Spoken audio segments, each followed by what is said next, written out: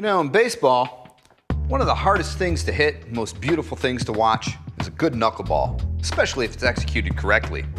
And so it is with animating still photos in your productions. It's an effective technique, and when it's executed correctly, it can help your productions hit one out of the park. So let's play ball. We're cutting class.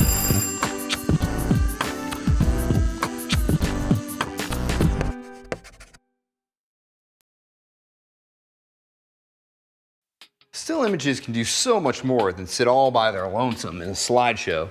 Now granted, they are one of the best solutions available in some situations. Now although the process of moving around images has been done for ages, the documentary films of Ken Burns, like 1994's Baseball, are the ones that are most known for this technique. Today we're going to take a look at a couple of ways to make pictures move, and we're going to start by using this picture here of the 1914 Boston Red Sox. It's going to work well for us because one, it's larger than our 720 by 480 workspace, and two, it just has this cool nostalgic look, and it's really just asking to be moved. So we're going to start by panning across it and focus in on a young rookie by the name of George Herman Ruth. You may have heard of him, he's also known as the Babe. Alright, let's import this image and get it shaken. We're working here in Final Cut Pro because it's a good fit for my workflow here at Juice.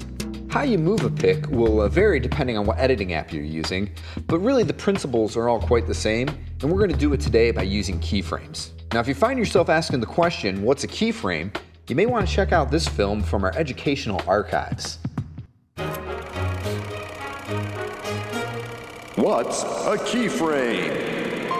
Is it an ornate display for your precious heirloom skeleton keys? No, silly. It's an animation term.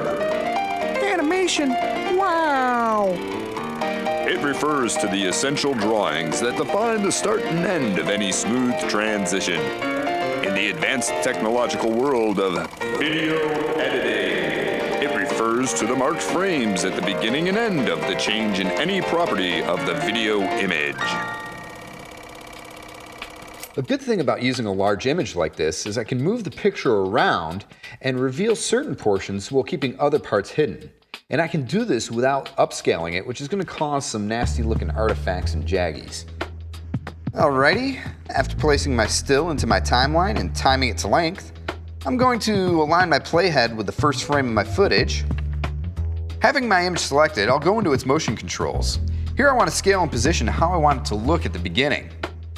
Next, I'm going to set a keyframe for its position, clicking on the little keyframe button, and we can see that the first keyframe is now set. Now let's tell this picture where to go. Advance the playhead towards the end of the image in the timeline, and we're going to move the image to end its movement right on the Babe. Notice that because we'd already set a keyframe, the editing app sets a new keyframe to mark the change. Let's take a look.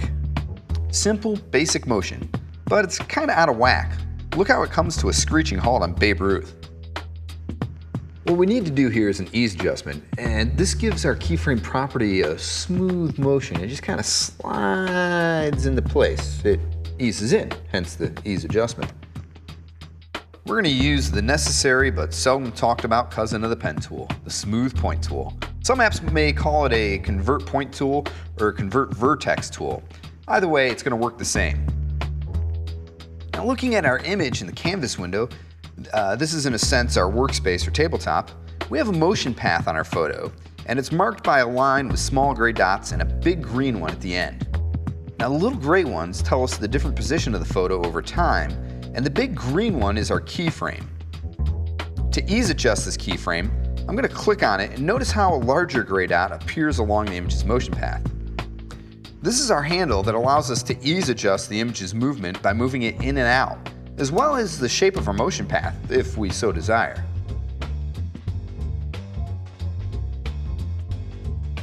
Be careful not to over-exaggerate the ease adjustments, because it can end up looking even more screwed up than a clip with no adjustments.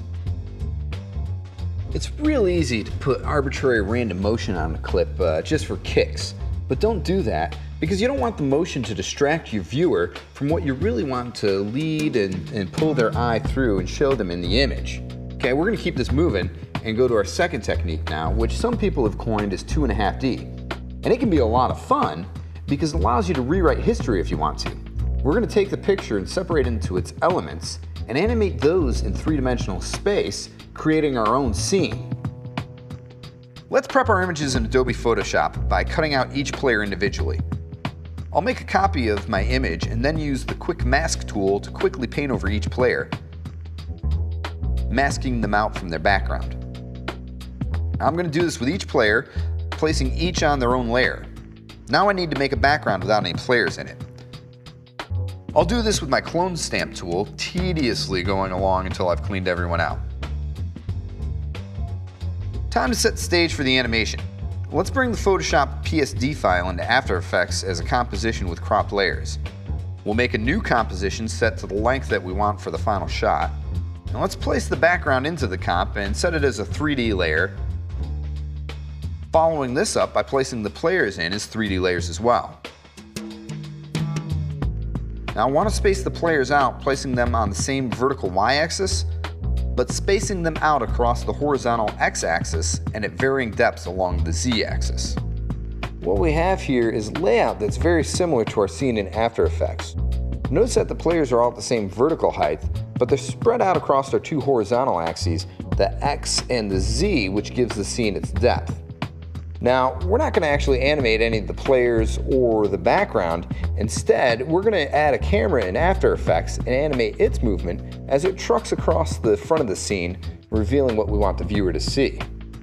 I'll use the same techniques for animating the camera that I used to animate our image before, keyframing its position and ease adjusting its movement. After Effects helps you sell the illusion by allowing you to control the camera like it's the real thing.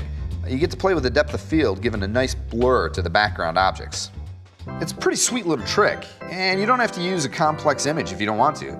You can use a real simple one, and you can even add elements from other pictures, or you can add titles, graphics, whatever you like, if you really want to. With a little bit of time, some simple work, and a good imagination, still images can be more fun than a minor league slideshow. As for Babe Ruth, they can have him. I'll take 2004 and Fenway Frank. It's time to watch Poppy go yard.